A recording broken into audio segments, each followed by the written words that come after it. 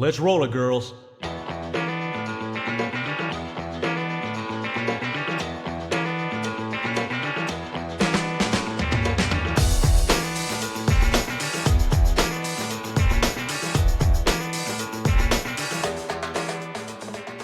Hey there, welcome to this episode of Elvis and the Pink Cadillacs. We're your rock and ride guides, Victory and Skylar, ready to take you on a pink hue journey through the Elvis's life and music. But hey, quick heads up, we're not experts, just Elvis-loving gals having a blast in the pink Cadillac. Our info might have a funky beat, but it's all about the fun, not the perfection. Picture us dancing in the back seat, sharing Elvis tales, interviews, and good vibes. Join our sisterhood of fans, share your Elvis stories, and let's roll together. So buckle up, because with Elvis and the Pink Cadillacs, every journey is an adventure.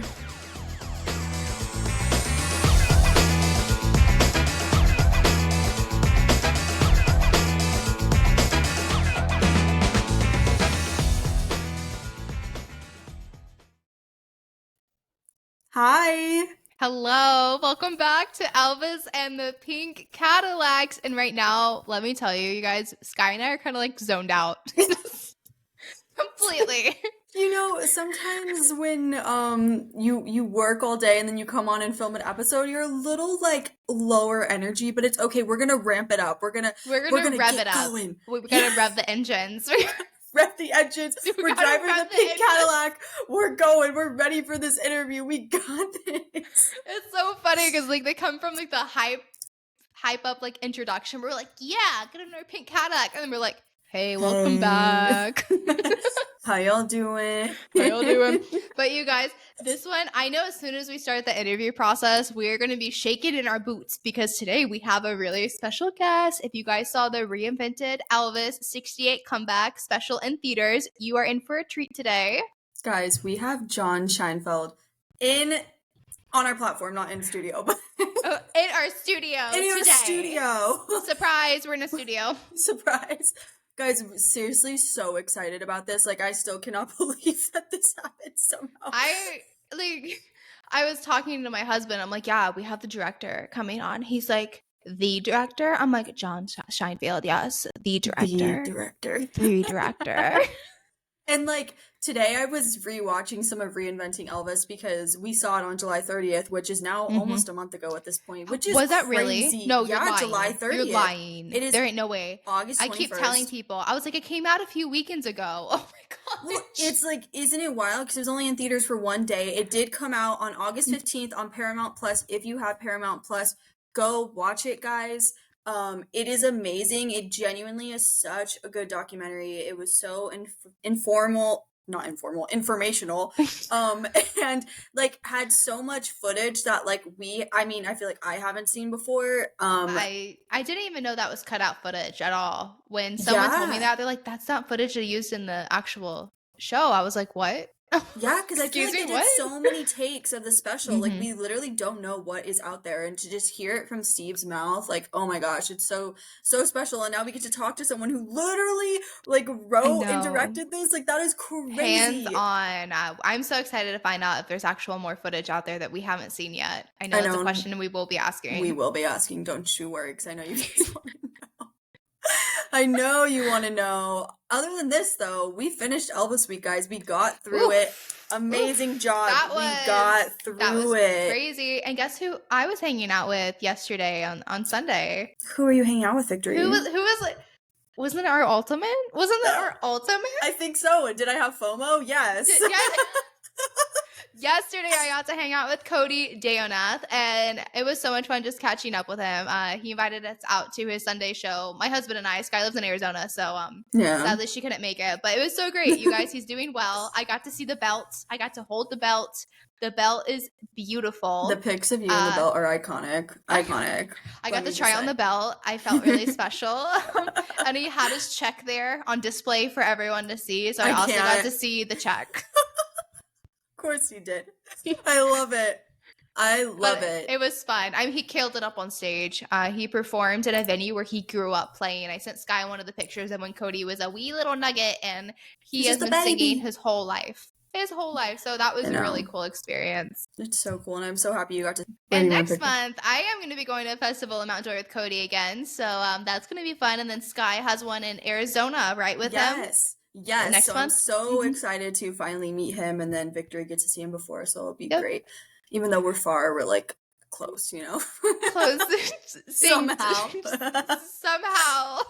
But back to Elvis Week real quick. That candlelight vigil was so beautiful. Like, I can't even express, like, watching. I'm so happy they live streamed it. They live streamed for like about an hour. They did. And it was just so beautiful to watch. Like, the glow of the candles and like everyone there supporting and like everyone like paying their respects. It was just so beautiful. And like, we will be there next year. I'm getting goosebumps. I'm not accepting that we won't be there. We will be there. We will be there, but we will probably be mentally checked out at the candlelight vigil. Yeah. We won't be there. I just I keep telling everyone, just go to Elvis Week 2024. Like, be there, because I'll be there.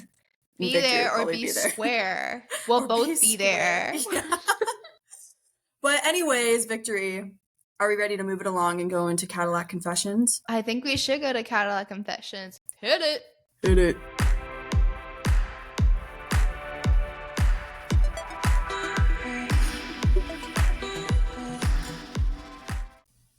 So little do y'all know, I do all the music by hand in this episode. So if you hear segments throughout this thing and you see me struggling with my eyes, I'm trying to turn it down. Victory is producer and editor and everything. Everything in between. She was like, Sky was like, we have like less than 24 hours to edit the episode. And I was like, say less. Watch me do it. She was like, say less. I was like, okay, I got the post. We can do this. Okay, well, our first Cadillac confession is from Kara, or it's pronounced Cara, because I know she's a UK girly, so I'm so sorry if I said the wrong one. Anyways, she said that she is 25 from the UK. Her birthday is coming up on August 27th, though. So happy birthday! That's soon. Yeah, that's really soon. She will be turning 26. So she said, long email incoming. It's okay, Queen. I got you. She just said, I just wanted to pop an email to say how much I support this podcast on the ventures that you are about to embark on and all of the things that you're about to unravel and discuss in depth about our crazy obsessions in the best way possible. Thank you so much, sis. This was sent like early on too, when we first started. So it's already crazy. No, she knew. She literally knew. She said, I'm so happy to have found you both on TikTok, and I just love connecting with everyone that are similar ages. Same, sis, same. I just wanted to give a little bit of background about my support and where my love for Elvis came from. So my dad was always an Elvis fan and obviously grown up with his music, and likewise to one of the listeners' emails in episode 2. I hadn't really thought much of it until the Elvis movie was about to come out. So the first time I saw that Elvis movie, I went with my dad because he was like, please come with me. I don't want to go alone. So I was like, oh, fine. Okay, then. Because I'm not really much of a movie person. I don't really go at the cinema that much. I don't even watch movies that much. It's just not my thing. Let me tell you, I've seen this film in cinema about 6 times. And for someone who doesn't like movies, that was a big deal. That is a big deal, actually. Yeah. She said, I then took my fiance, Benjamin, to go see it, and we both became very, very fixated and obsessive, and to be quite honest, I think we thought it was going to be the phases that would just fizzle out, but it didn't. We started rating more in depth, reading more, watching more, like everything last year and even this year. Every single day, I'm like, what can I learn? What can I discover? T says that's so true. What can I watch next? We've watched all of the 31 films, iconic of you. Let's be real, some of them are not so great, but we will watch them. We watch documentaries and just about everything you can imagine, but I'm sure there's so much more there to discover and unpick and unravel. Let's briefly talk about our daughter, Rosa, who is so stinking cute. She sent a picture with this email, and she's literally a little doll. She's adorable. She's a twin of her mother, and I always tell her that. Your daughter is adorable. She said, we in no way pushed the love onto her for Elvis. She just naturally just got it, the Elvis bug. And whenever we're playing Elvis, she just loves it. She always asks for Elvis in the car or at home. She gets excited whenever we get a new Elvis item or an Elvis photo or anything related. She even has her own little pink t-shirt that she asked for. She's asked to go and see Ben Thompson, ETA in the UK next year, which me and Ben's Benjamin awesome, by the way. Yeah. A shout out to Ben. Yeah. went to go see earlier this year, but she's asked to see him next time, so she will be 5 when she goes to see her first Elvis tribute act, and I can't wait to see her face. She said, so I hope all this made sense. I'm quite sleep deprived and on the go constantly, but I am in love with the late 40s, 50s, 60s, and some early 70s era for fashion for women, and it just all goes nicely together with Elvis. Your podcast is helping me through errands and days where I need to pick up. Lots of love from the UK. Thank you so much, Queen. Seriously. I know. And I see your TikTok videos. You are rocking the vintage. I love that. Her pinup curls are fabulous. Yeah. Have you seen her do her pinup curls? Yes. I wish I could do that with my hair. That's an art form. My hair could never. It is so long. No, my hair could never. Her hair is so beautiful. Thank you so much, though. That was so beautiful. And thank you for telling us your story. I know. I loved reading that one. So if you guys haven't seen her, she's on TikTok at Kara.vintage, right? Yes, I actually had it right here. At Kara.vintage.edition on TikTok. Mm-hmm. Go check out her really videos. Cool. They're fantastic. Yeah, definitely. All right. So the next email is from Rosa. She says, "Hi, Skylar and Victory. Hey, girl. Hey. Hello. I just want to say a big thank you to y'all for having an Elvis podcast. I love being able to listen to all things Elvis while I'm working. Same though. That gets me through the day. I do that. Yeah. I really do that. All day. So how I became an Elvis fan is kind of a happy accident, she says. I was on out a state trip with my fiance and his family. They live in Texas, and they were traveling to Alabama for the celebration of life for his paternal grandparents. We had a few days before their service, so we decided to travel a few different tourist spots in the area. One of the days, I requested to go to Graceland. Lucky. Love. Now at this point, I vaguely heard of Elvis and probably inadvertently heard a few of his songs. I was mainly going since I didn't know when I'd get another chance to go. I'm so glad I asked to go. We arrived at Graceland, bought our tickets, and went to the VIP tour. When we visit again, we will do UVIP tour. Is there a difference, Sky? I know you've been. What's the difference between those? So the UVIP is where you get a tour guide and you get to hold one of Elvis's things, whatever Angie chooses. Like we learned on the last episode. If you guys have not listened to the Angie and Alicia episode, you need to immediately. Yes. I'm not kidding. And then the regular VIP, I think that's like you get an iPad and you're like listening to John Stamos on the iPad, but you don't get a tour guide. And it's so funny. And you don't get a tour guide and you don't get to hold anything of Elvis's. So that's why I always recommend UVIP because like everyone wants to hold something of Elvis's. So yes, don't we all? Okay, I haven't been to Graceland, so I just wanted to clarify. Yeah. All right. I remember going into the house and being like, this is pretty cool. Seeing all the neat artifacts was really cool because I'm very into history. As we walked into the racquetball area, I remember having this feeling of what I can only explain as awe. Knowing I was in the last place he was with friends and family before he passed made my heart ache for him. Unchained Melody played as we walked through. Okay, I just got goosebumps. Court. Yeah. Just got goosebumps. Completely unwell. Oh my gosh. We saw most of the exhibits. Unfortunately, we were not able to see the planes. It was a very hot day. We shopped in the gift shops where we got many presents for our family and friends. Once we left, I put on my AirPods and started listening to his music. After we returned home from Texas, this is where my love of Elvis exploded. I was listening to any album I could find with him on it. Became a super fan. I finally got to see the Elvis movies a few weeks after we returned home. I was sobbing. It has been over a year now since I became an Elvis fan, but I truly love him and is still growing every day. I am getting married in 2024. My wedding dress and accessories are all Elvis inspired. Congrats. The music everyone is walking down the aisle is Elvis. I have a Elvis area in my office. My car accessories are all Elvis inspired. I am a super fan. I would love to hopefully to get to talk to y'all one day and maybe even help with the podcast if you ever need it. Have a great weekend in TCB. Okay, Thank you so much, Rosa. I love it. I'm so excited for your wedding. That's going to be amazing. Send us pictures. I want to see the accessories and everything. That is so exciting. If you guys have anything Elvis inspired, please share it with us. We'd love to see it. No, 1,000%. Please. You can send anything to Elvis in the Pink Cadillacs at gmail.com. We are always looking at our emails, so and you may be featured in our next episode, but I would say that was a pretty cool Cadillac Confessions.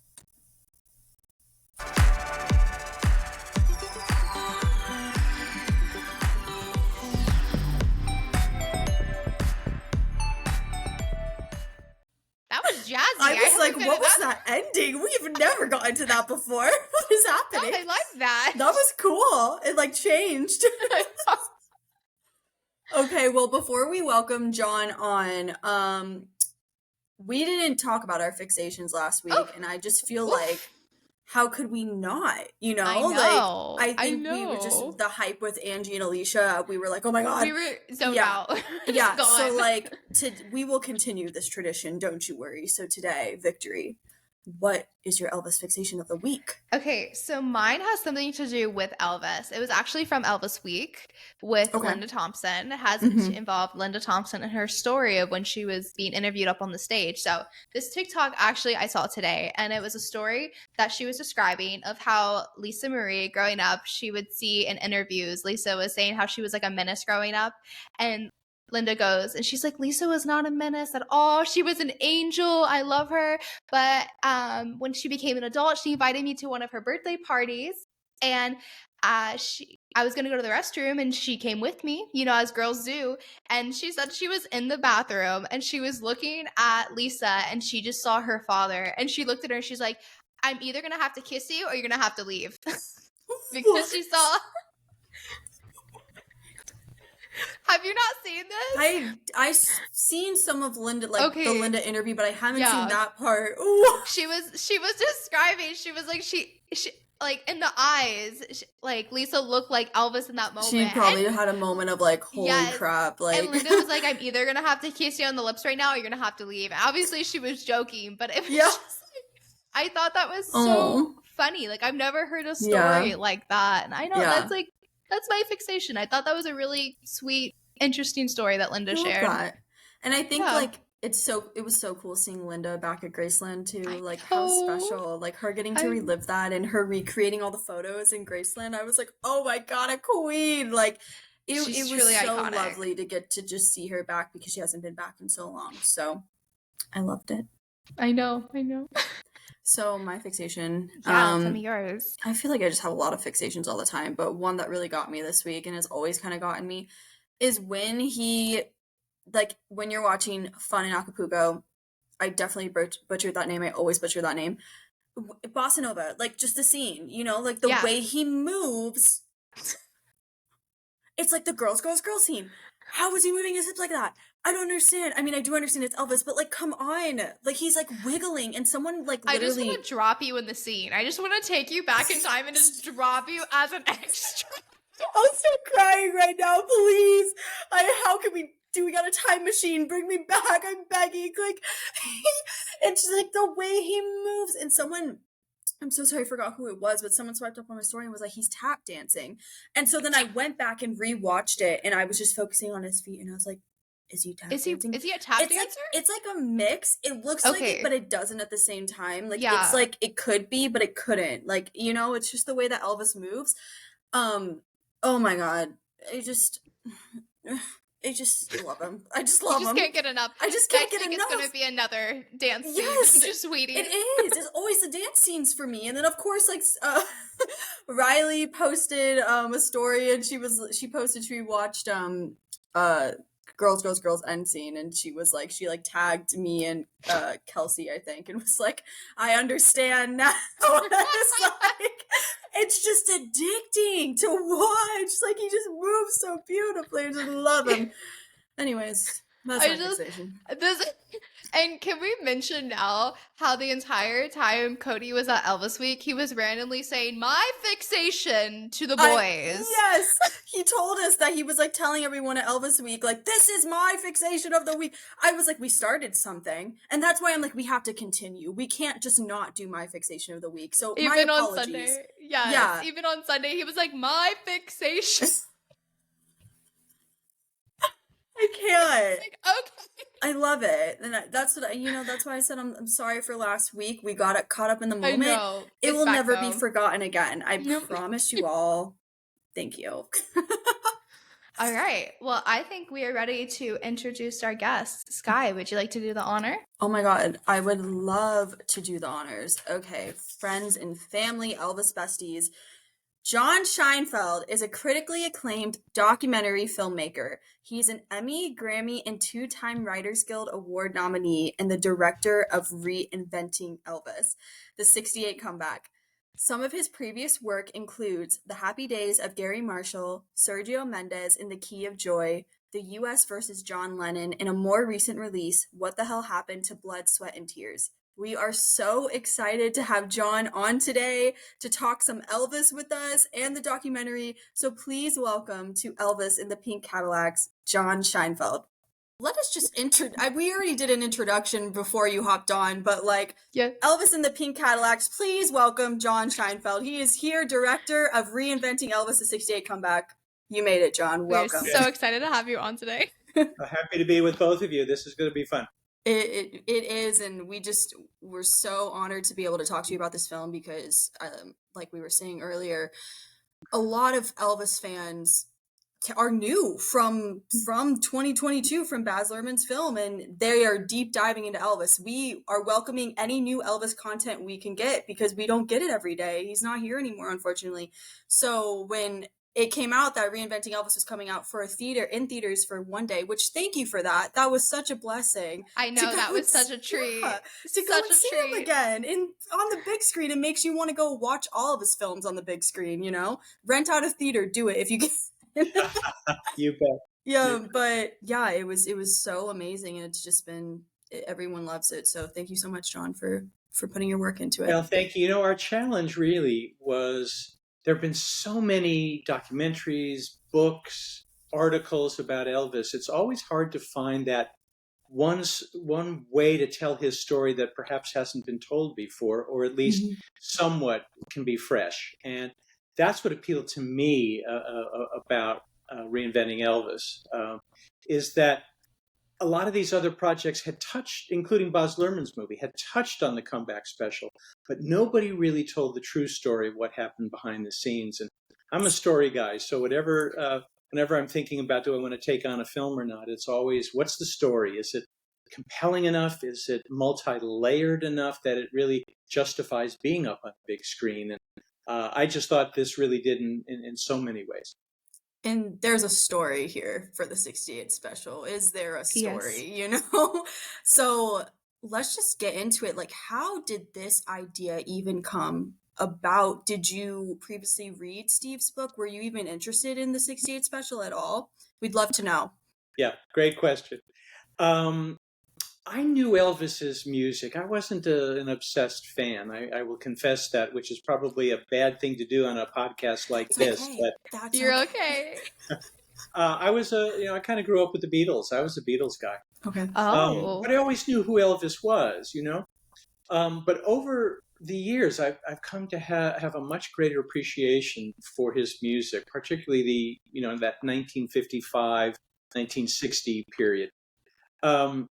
And I'd always wanted to do an Elvis project. And for a very short time, about 10 years ago, I was attached to do an independent scripted film that was going to be a different take on the Elvis story. And it didn't happen for a lot of different reasons, but it really left me with the desire to do an Elvis thing. And so a producer named Spencer Proffer had called me one day. I'd worked with him on a couple of things, and he called and said, my friend Steve Binder has written this book about his experiences. Do you think there's a movie here? So I read Steve's book, and I thought, absolutely there's a movie here. There's all these sort of fascinating behind-the-scenes stories that you only hear from somebody who was actually there. And to get his perspective on this, I thought that could really make for an interesting film.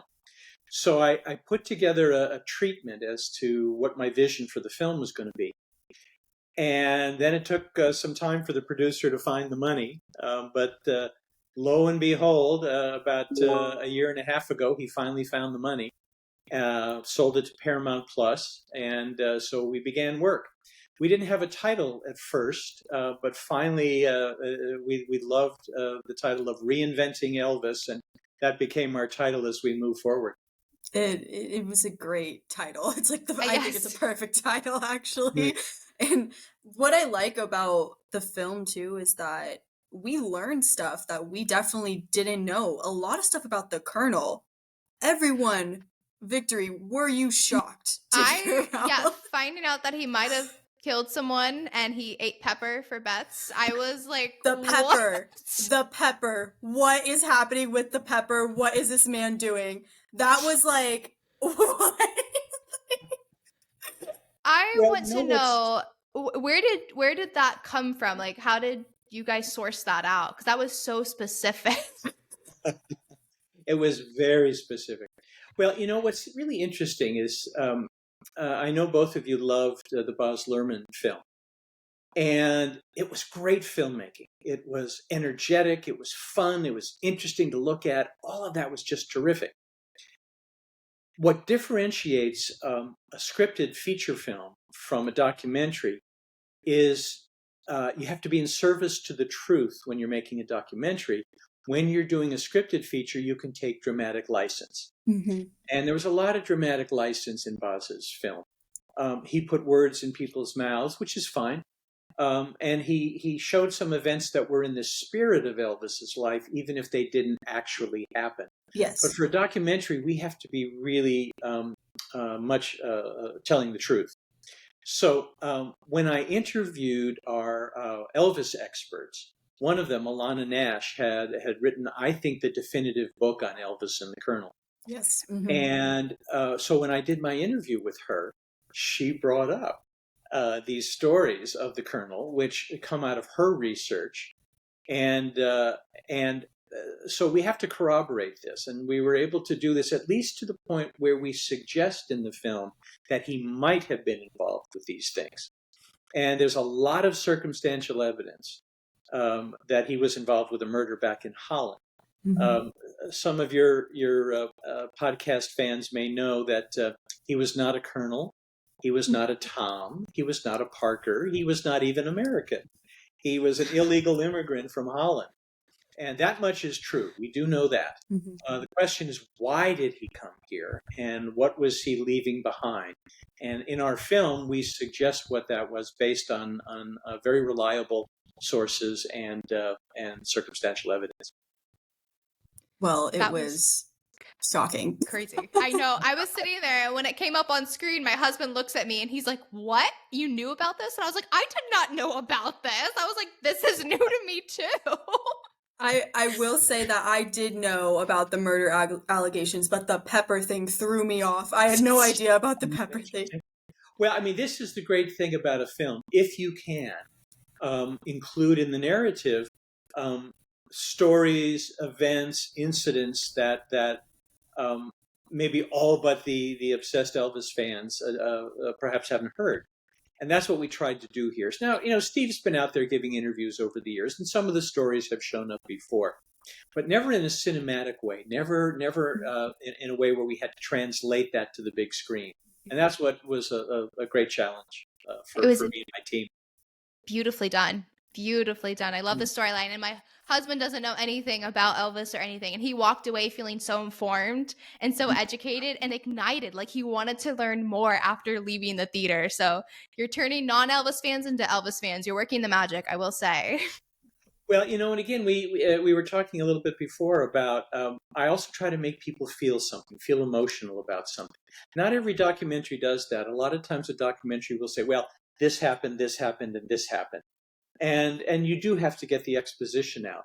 But what I really wanted to do was make fans like you and others feel, at least in some small way, that you got to know Elvis as a person through this documentary, and also to feel something about the journey that he was on. Because he, like all of us, he had highs and lows, and I think we wanted to make people have an emotional response to that journey.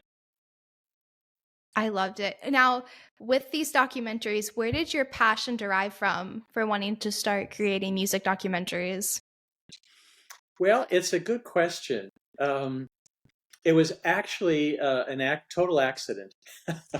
I when I started in the business out here in California, I started in the scripted business, developing TV shows.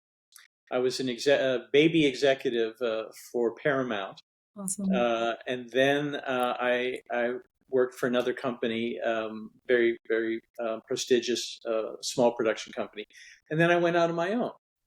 And I was producing some projects, and I didn't see a lot of future for somebody that just produced. Ultimately, you have to be a writer, I think, to get your vision out there and made.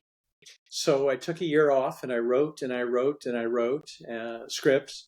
And then I started writing some episodes of TV shows that I would be embarrassed to tell you that I wrote for. And then I started writing some pilot scripts, creating my own shows for ABC and Fox and NBC. And none of them got made. It paid me a lot of money, and I didn't get any of them made. And the way the business works out here is, if that happens for a long enough time, you kind of fall off the list of people they want to work with. And I kind of saw this coming. And around the same time, I discovered documentaries. I got to know, I love doing pop culture, and I love doing legends of pop culture, because that's my interest personally. And I got to know the grandson of Groucho Marx of the Marx Brothers. Big comedy act of the 30s and the 40s. And he said, why don't you make a documentary about the Marx Brothers? And I said, well, what do I know about making documentaries? I write scripts. He said, yeah, but you're a storyteller. And I said, that's right. So he gave me the rights to do it, and I teamed up with another guy that had done documentaries before, and the two of us wrote, produced, and directed this documentary, and it got great attention. And I really love the form. I love being able to blend together interviews, music, photographs, footage, all of these kinds of things. When I talk a lot about what I do, I liken it very much to a jigsaw puzzle. I'm sure you all got one from your parents at some point when you were a kid. And yes, you open up the box, you dump out all the pieces, and eventually it forms a very pretty picture when you fit all the pieces together. But those pieces only fit together one way, and eventually you figure it out. What we do as documentary filmmakers, you could fit those pieces together 10 ways, 20 ways, 50 ways. And it's how you fit those pieces together to tell a story that makes your film good, bad, or ugly. But I love the challenge of that, and I love being able to go into what for me is a new universe, if you will, whether it's John Lennon or Elvis Presley, and to say, all right, how best do I navigate this jungle, and how do I tell the story in the most compelling way? And that is what makes my job one of many things about my job that I love. Oh, I love that so much. Did you enjoy your time in the Elvis universe? The Elvis universe is a very complicated one. Yes.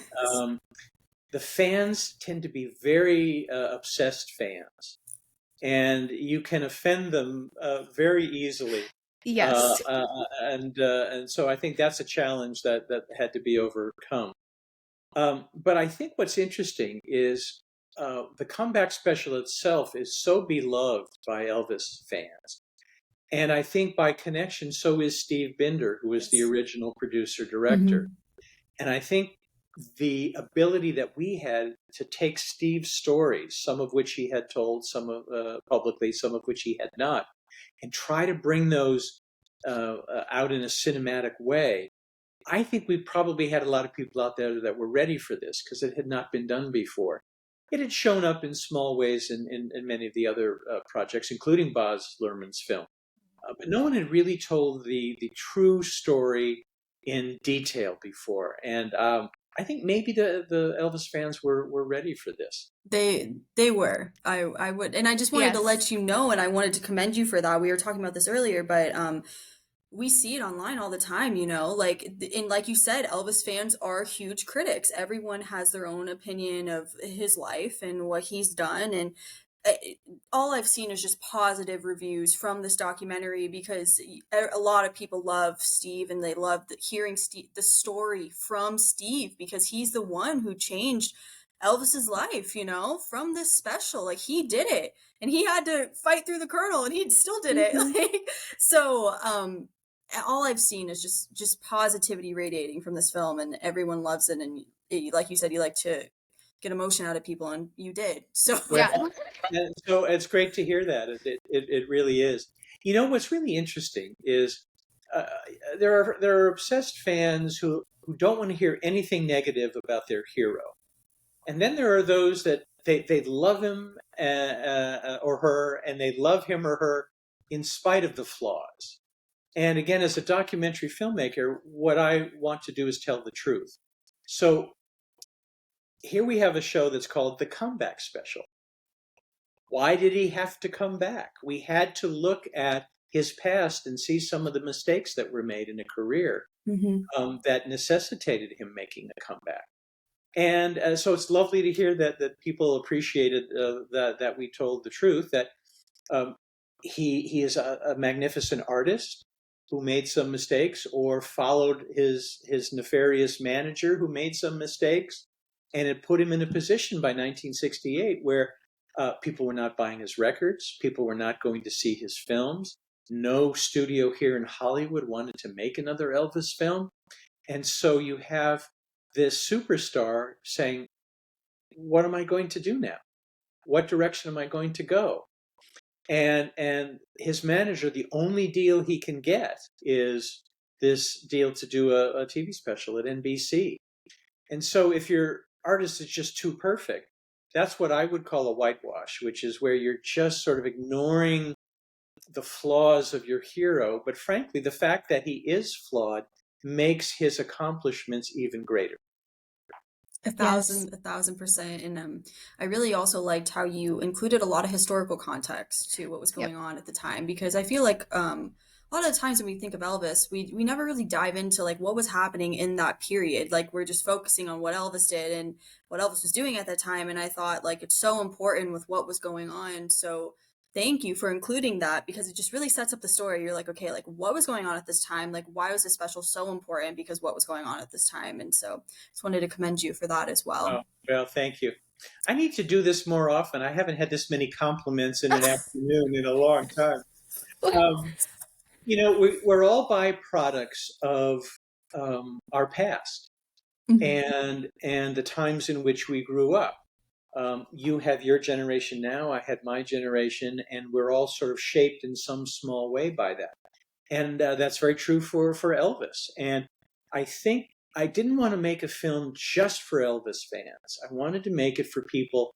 Maybe they knew a little bit about him. Maybe they heard something. Maybe they saw Baz's movie. Maybe they know some of the music. But I wanted to put it in context. And I think that's a key word for us here, was context. The footage is out there from the Comeback Special. You can get it on a Blu-ray or a DVD. Some of it's up on YouTube. All of that. But what makes our film different is the context. Not only the context of Elvis and Steve and the Colonel and the people who worked on the show and all of that, but also the times in which it happened. And I think it was important for us to do it in two ways. One was to set the 60s in general, which was an environment in which Elvis did not succeed as much as he had in the 50s. So why is that? And what was going on in the country? So we wanted to do that. And then very specifically wanted to talk about what was going on in 1968. Not only that might have accounted for why this show was so popular with audiences, but also what might have prompted Elvis to sing what I think is one of his greatest songs ever, If I Can Dream. And where did that come from, I can't agree more. Just sitting in the theater and again seeing that on the big screen was so emotional, crying the whole time. I was so blown away though, because growing up we heard in the history books about the 68 and what happened to JFK, Martin Luther King, and all of that. And it was just one of those things where it was put into context of understanding the timeline was really helpful. I felt, at least for the newer generations as well, to appreciate what the 68 comeback really meant and how it impacted the United States at that time. Yeah, I didn't want to take for granted that the audience would know all of that. And so we felt it was important so that they would understand all of that. So I'm delighted that worked. And it was, I think, if you look at the history of the 20th century, 1968 may have been one of the most tumultuous years of all. And here we have Elvis trying to make a comeback amongst all of the events that were happening there. And again, I think that even speaks more to how brilliant his talents were, that he could transcend everything that was happening that year. And with Steve Binder, create something that became the highest rated TV show of the year. It was crazy. It really was crazy watching that. Now, with that, what was the process like getting the footage for the film and going through that and choosing what you wanted to use? Yeah. Right. Well, I'll tell you a little bit about my process as a documentary filmmaker. Yes. First thing, you have to have a general roadmap of where you're going. That doesn't mean you have all the details or you know everything, but it's sort of a general, I'm going down this road and we're going to sort of tell this story. So my notion right from the beginning was, let's have Elvis in this tug of war between his manager on one side, who wants him to do just middle of the road, boring stuff. And then you've got this young producer director that says, no. Let's go back to having you do what made you Elvis. And you've got Elvis stuck in between these two forces, pulling him in two directions.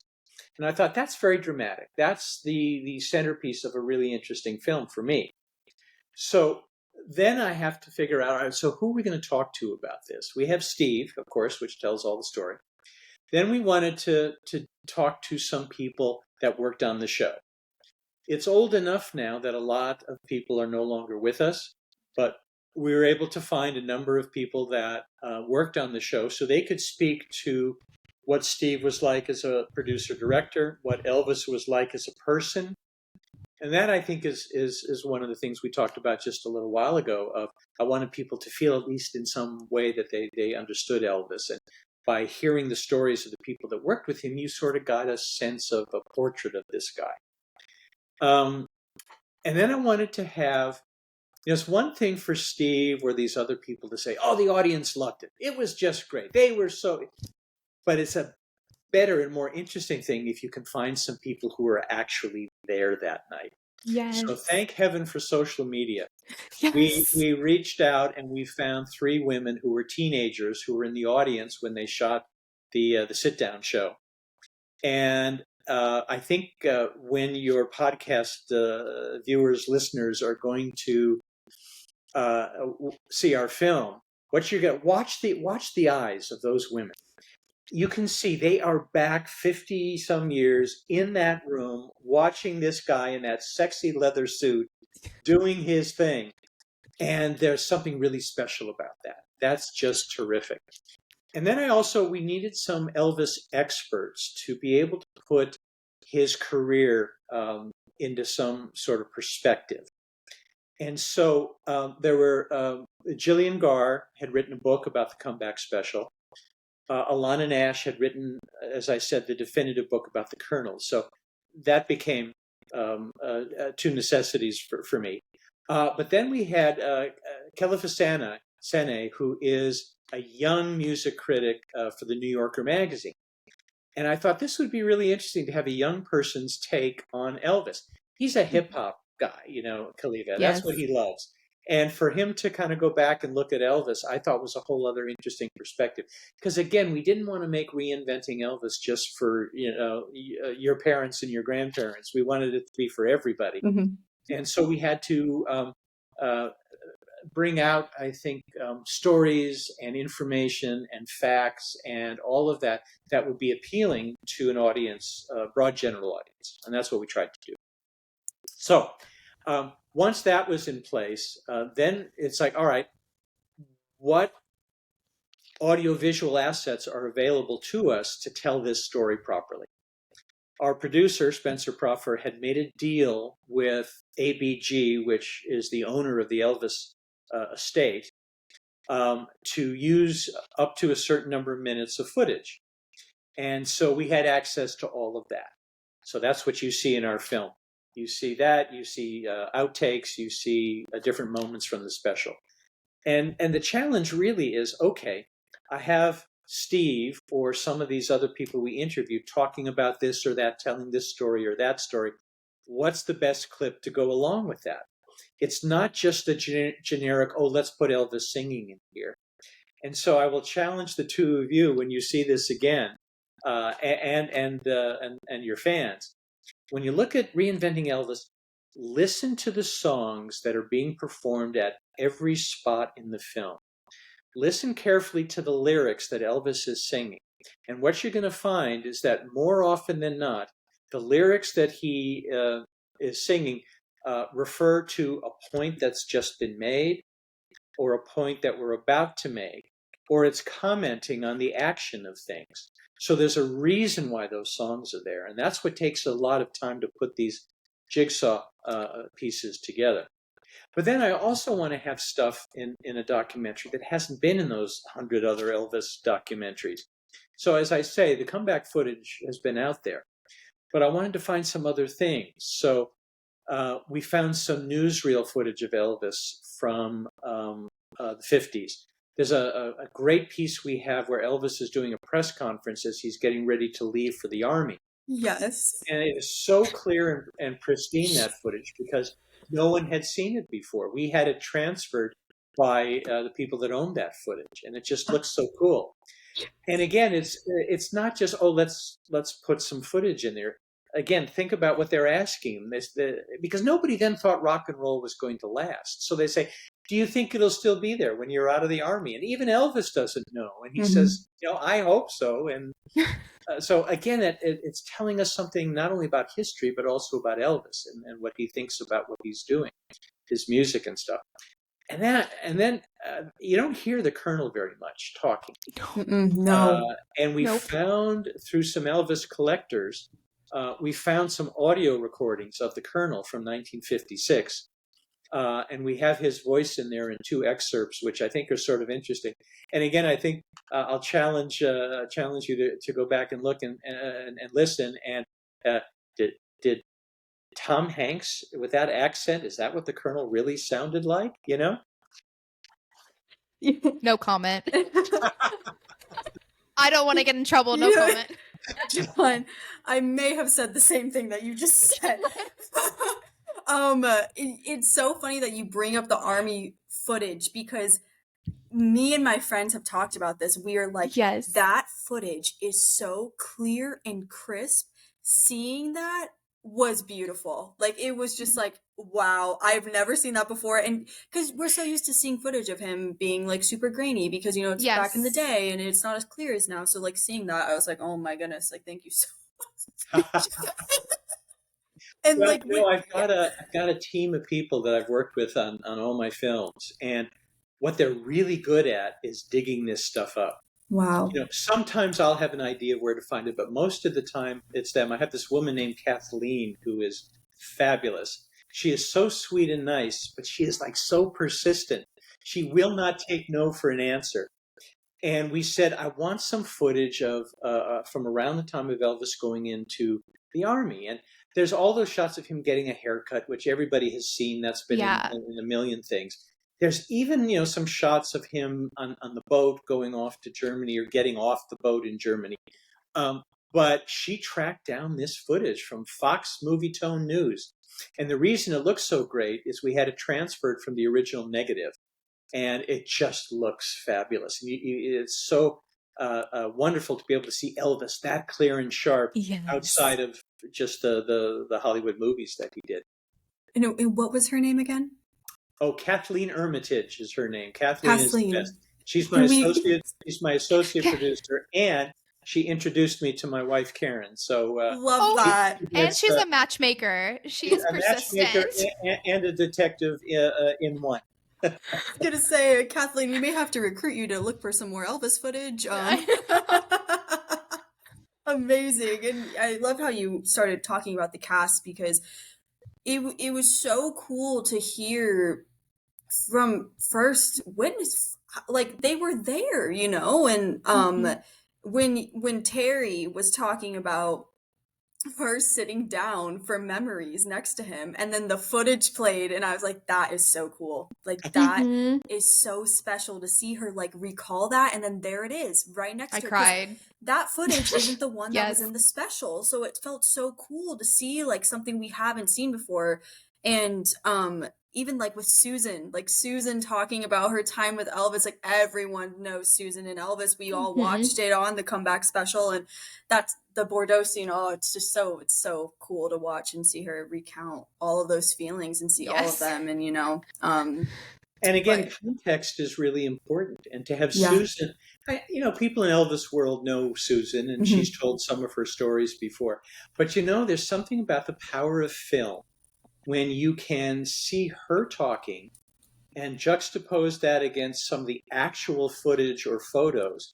And that chemistry between the two of them just explodes off the screen. Yes. And that again makes it more emotional than simply, oh yes, I worked with Elvis on the special. 1,000%. And I thought it was so cool that you guys like put them side by side so we can like watch it as she was recalling it. And now I'm going to go back and rewatch the film. Like you said, to pay attention to the songs as they were being spoken. I will absolutely do that. No, seriously. I need to go and pay attention, So, but yeah, what was your favorite story that was shared by the cast that you got to speak with? Because I'm so jealous you got to speak with all these people. Well, it's a great question. I think my favorite story is Steve Binder trying to communicate to Elvis that he really needs to make a change in his career. So Elvis, when they first met, says to Steve, "So what do you think of my career?" And Steve says, "Well, frankly, I think it's in the toilet." And that tells us a lot about Steve, that he speaks his mind and he was a straight shooter. But it also tells us something about Elvis. There are a lot of celebrities that can't take criticism, and they would have gotten very huffy and walked out. But Elvis knew something needed to be done here. That's not the story I love. The story I love is a couple of days later when Elvis comes in to start rehearsing with Steve. And he says, "Come on, we're going down to Sunset Boulevard. We're going to test a theory you had, that my career's in the toilet." I think he really thought that they were going to go out to Sunset Boulevard and people would be honking and, "Hey, Elvis, how are you?" So they go down to Sunset Boulevard. Nobody recognizes Elvis. Nobody has a clue who this guy is. And then I think he starts to get pissed off about this because he starts like waving at cars and and trying to get the attention of pretty girls in the cars as they're driving by, and nobody's paying attention. Finally, he turns to Steve and he says, "All right, you've made your point. We can go upstairs now." And again, what I love about it is that we were able to illustrate that visually as opposed to it just being a story that Steve might have told in an interview somewhere. But I think also it tells us something about Elvis as a person, that he was a thinking person, that he was an aware person. He might have made some mistakes, but he was aware enough when somebody put this in front of him to say, "You know something? At some deep level, he's saying you're right, and we got to fix this." And Steve tells the story in the film of that Priscilla told him many years later that Elvis had come home, maybe from this day, I don't know, but it was from some day like this, where he said, "You know something? I'm going to go with that kid Binder. I'm gonna do what he's asking me to do." And I think that was one of the best decisions Elvis ever made. I think so too, and that was actually a story that I hadn't heard as well. I didn't even know that, which I thought was so cool. And I have to mention this story as well. When they went into the Colonel's office and he was like, "There has to be a Christmas song," and they walked out and Elvis was like, "Fuck 'em." It's like iconic. I'm so happy that was included in the film, and it makes Elvis was so human. It's just so great to see those little moments of him, and it's just such a pleasure to be able to watch, even in the special. We had a screening, a sneak preview screening in New York, and when Elvis comes out of the room and says that line, huge laugh and applause in the audience. I think they really responded to that moment. And I think that's what, again, is so interesting about Elvis is superstar, yes, but also at some level the poor kid who grew up in Mississippi and Memphis and knew at some level something needed to change here. He wasn't happy. And I think this is what you don't see in a lot of the Elvis things, is the unhappiness that he had at certain times in his life with where the career was going. I don't know if the two of you saw this film Double Trouble. Oh, I have. Yes. There's this moment, which we couldn't license that footage, but there's this moment where Elvis is in the back of a pickup truck, and he's surrounded by these chicken coops with live chickens. And what is he singing? Old MacDonald had a farm. And I'm sure the king of rock and roll is sitting there thinking, what the hell am I doing here? No, exactly. Doing this ridiculous song, And I think he was smart enough eventually to figure out, I'm not happy, we got to make a change. And I think the 68 comeback was so vital for that. I mean, that's what did it for sure. And I wonder if Steve had not come in and done that with him, where the career would have gone. That's how much of an impact he had on Elvis's career, which is crazy. Crazy. And I think that's the critical question. It had a massive impact on Elvis's career. And Alana Nash, our expert, says at one point in our film that she's convinced that if Elvis and Steve had continued to work together, Elvis may not have died young and an unhappy man, that he might have taken a different creative.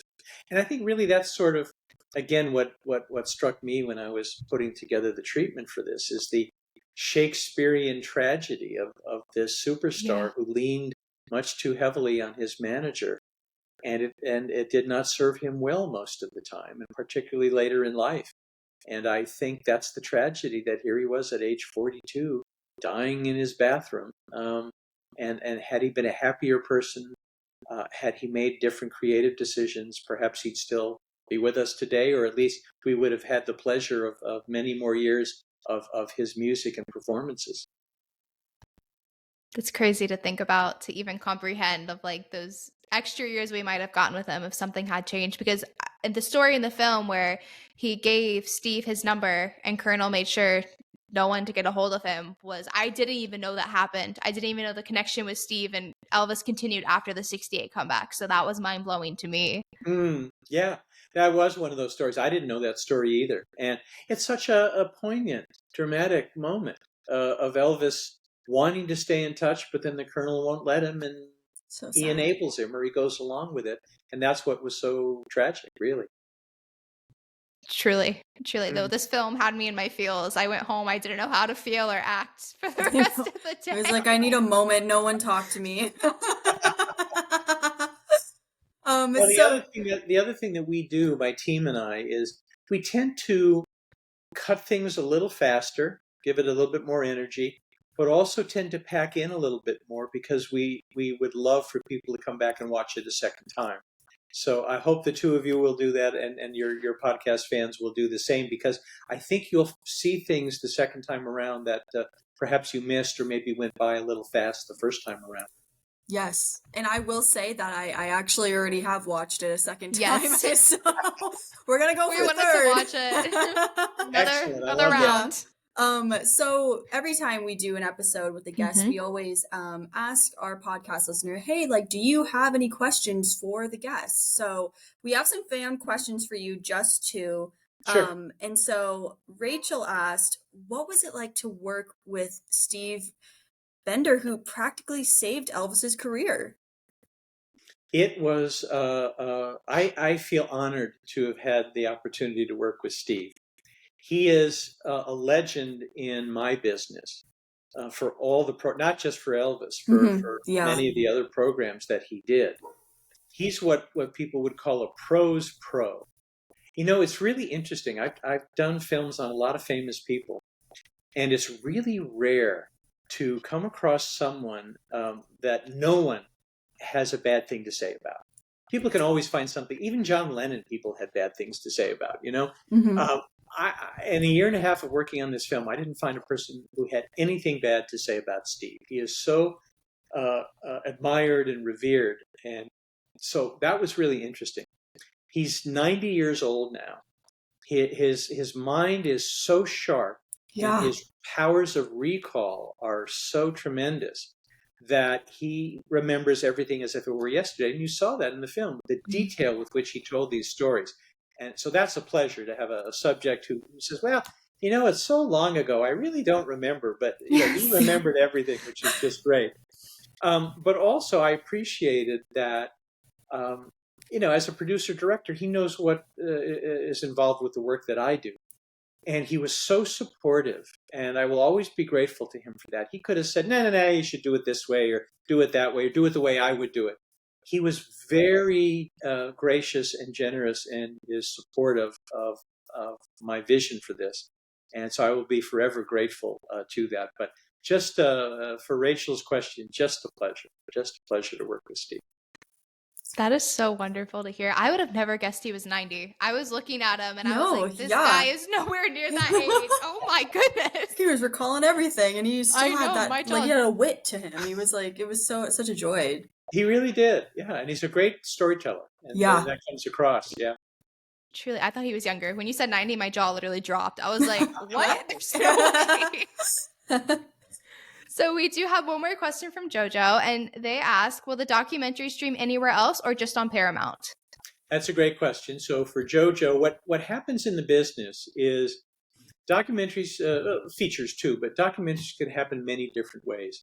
It can be independently financed, and then I make the film, and then we try to find the place that will stream it. So I had a film that came out this spring in movie theaters across the country called What the Hell Happened to Blood, Sweat, and Tears, and another legendary band. But we were funded independently, and we are now trying to find the best streaming situation for it that we can. Or what you can do is you can sell it to a streaming platform, and that's what happened in the case of Reinventing Elvis. Is our producer Spencer Proffer had sold it to Paramount Plus, so they paid for it, and they have exclusive rights to it. So the only place you'll be able to see it will be on Paramount Plus. There's a possibility, I don't have an exact date yet, but I have there's a possibility it'll be available on DVD and Blu-ray. So you can awesome. Buy that and have some extras. I think those of you that saw our film in theaters saw some of the extras. We just had 3 deleted scenes that we didn't have time for in the actual film, and so those will probably be on it, but I can't confirm that at this moment. That's awesome. I actually did hear about that because in my theater didn't have the deleted ones, but I was texting my friends, and in the UK, some of them got it, and I was like, someone messaged me and was like, hey, you got to stay till the end, there's deleted scenes. And I was like, okay. And I stayed, and I was like, oh, I didn't get them. But then my friend was like, hey, I got the deleted scenes. And I was like, well, I'll be damned. Like, shame on your theater. Actually, we've heard that some theaters didn't show that material. What we had done is we filmed a special greeting from Steve to people that were going to be watching the film. And then we had 3 sequences that they were interesting, but we just didn't have time for, because you're always sort of faced with that when you're making a film is, oh my goodness, this is just a little too long. We got to cut something. So we cut these 3 stories. And so I guess maybe not every theater did that. They were supposed to, though, that after the film was over, they would show these 3 sequences. It was about 11 minutes of material in total. Got it. Well, thank you for explaining that, because actually I know a lot of people were curious. There was like, what were the deleted scenes? Yeah, right. I look forward to seeing those, honestly. Yes, that's exciting. We'll have to circle. Your theater didn't show them either. Yeah, did you get the victory? No. Wow, no, not in Orlando. Well, shame on those theaters. Calling them out. I know. I did hear. I think it was a lot of them in the UK that showed it. Honestly, from what I was seeing. So, we'll just have to buy the DVD and we'll see them. I know. Life could be worse. Yeah. Yes, you're not wrong.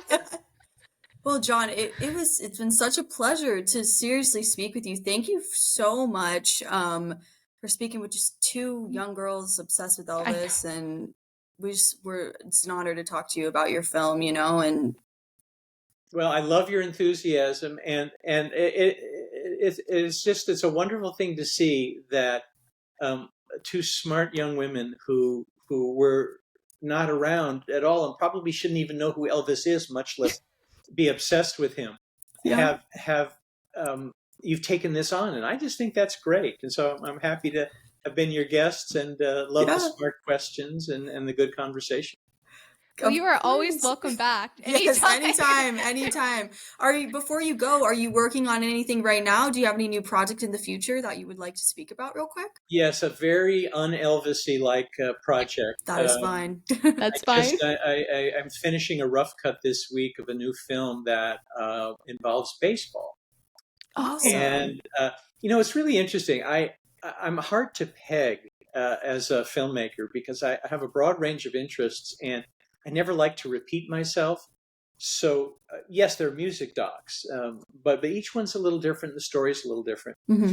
And but I've done some things on heaven and Jesus and Watergate and Vietnam and some comedians and Gary Marshall, who's a big director of some wonderful movies. But I love doing things I haven't done before, and so I'm working on this thing called Baseball Beyond Belief. And it's a really smart and entertaining look at elements of baseball that we also find in religion. So you have miracles, you have sacred times, sacred places, saints and sinners, blessings and curses and things. And we sort of look at baseball through that prism. And to me, it's been really, really fascinating to do that. And then I have a couple of other films I'm going to start in the fall. One is about comedy in America. The state of comedy in America at this moment in 2023. And then I can't tell you who exactly, but it's a legendary rock band from the 60s that I'll be having a really interesting take on. And so those will be coming up in the next year or so. Awesome. I'm very excited because your documentaries are very enlightening and like very entertaining. I remember growing up and my mom's like, we're going to watch a documentary. And I was like, no, why? But seeing yours, I was like, oh my gosh, like you put it together so well. And it's just so much more than just like a boring history class. It is bringing it to life. And I feel like I'm living through it. So I'm very excited to see those. It's what we try to do is to make them really entertaining. It's really interesting. I kind of had that impression of documentaries too when I was growing up. The first documentary I saw was like the mating of the tsetse fly in the South Pacific. It was like the most boring thing in the world. And I've always sort of felt, you got to make people laugh, you got to make people cry, you got to make. So I was doing this Q&A after my "What the Hell Happened to Blood, Sweat, and Tears" film, which is a fascinating story. It's not really a music documentary; it's about a band. But it's really a political thriller about a band that found itself in cancel culture before we really knew what that was. Ooh, so you should check that out. Yes, I will. So I'm doing a Q&A, and this guy gets up, and maybe in his 30s, and he says, "Do you want to know what the difference between you and Ken Burns is?" Now, Ken Burns is a great documentary filmmaker. He does a lot of PBS stuff. He did the Civil War and many other things. Yeah. But they're all very serious and thoughtful and smart. But this guy says, you have a sense of humor and he doesn't. And it's like, really? Wow. And I suppose that's true, but I do feel it's important, and we have it in Reinventing Elvis. I want to make you laugh a few times because you shouldn't have to sit there and feel you're getting a history lesson that's so boring. You may as well be in school for that. So we try to make it as entertaining as possible. So thank you for noticing.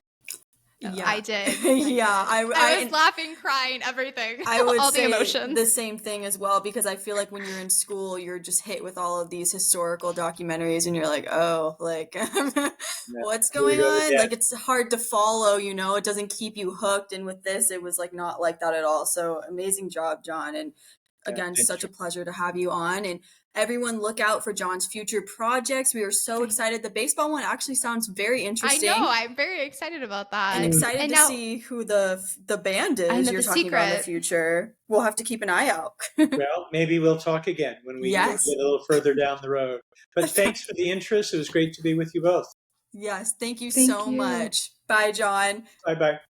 Guys, did you enjoy? Like, that was awesome. That was so awesome. John just logged off. We talked with him a little bit after the episode ended, and he's, you guys, a gem. He is a genuine sweetheart.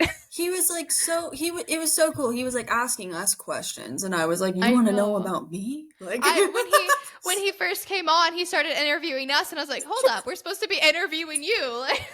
It's like, what? Like, what's happening right now? Like, and I felt like, honestly, I feel like he kind of had some controversial opinions at some point, which I was like, this is kind of cool to like hear like a difference. I liked that. Yeah. I liked that. Because again, this podcast, again, what he said is going to be the truth and based on the truth. We're not going to fluff anything up. And I enjoyed how he was real about Elvis. Elvis did have flaws, as many of us do, but like the beautiful thing about having flaws is you're still able to love someone with the flaws. And I think that's like a wonderful thing that he did bring up. And it wasn't just all cupcakes and butterflies and rainbows. Like the Colonel wasn't great. Elvis was struggling with his career, and it's just the 68 comeback documentary goes right into that and nails it on the head. He did great. So guys, again, if you guys have not watched it, Paramount Plus, August. Well, it's already, I was going to say August 15th. It's now August 21st. It's already there. What day is it? And then as John said, possible DVD release. So we'll keep you all updated if it does happen. If you don't have Paramount Plus, ask your bestie, log on to their Paramount Plus. It's worth seeing, in my opinion. Yes. And that's why I was really trying to let him know, like, hey, like everyone really likes this film because I see it. I see it on TikTok. I see it on Instagram. You guys tell us all the time. Yeah, everyone's raving about it. And I know that he isn't really on social media as much. And so I was like, I just want to let you know, my guy. I'm so happy we were able to like reaffirm him. That was so nice. That was awesome. Okay, Victory. Well, I guess, should we end this on a high note then? I think we're going to end this on the high note, you guys. TCB. Okay. And wait, we switched. That feels so unnatural. No, it shouldn't. I know, I did it on purpose. It's like, wait. That felt weird. Okay, fine. We can go back around. TCB. And TCB.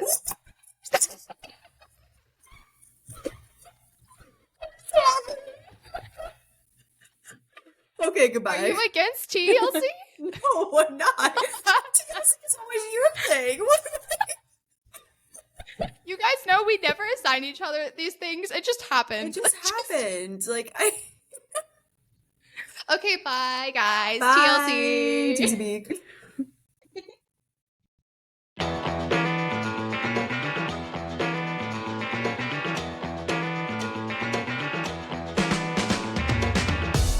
Thank you for tuning in to this week's episode of Elvis and the Pink Cadillacs. To connect with us, follow us on our socials at Elvis and the Pink Cadillacs on Instagram and TikTok. And share your Elvis stories and experiences with us at elvisandthepinkcadillacs@gmail.com, and you may be featured in the next episode. We'll see you next time, and for now, TCB and TLC. Bye!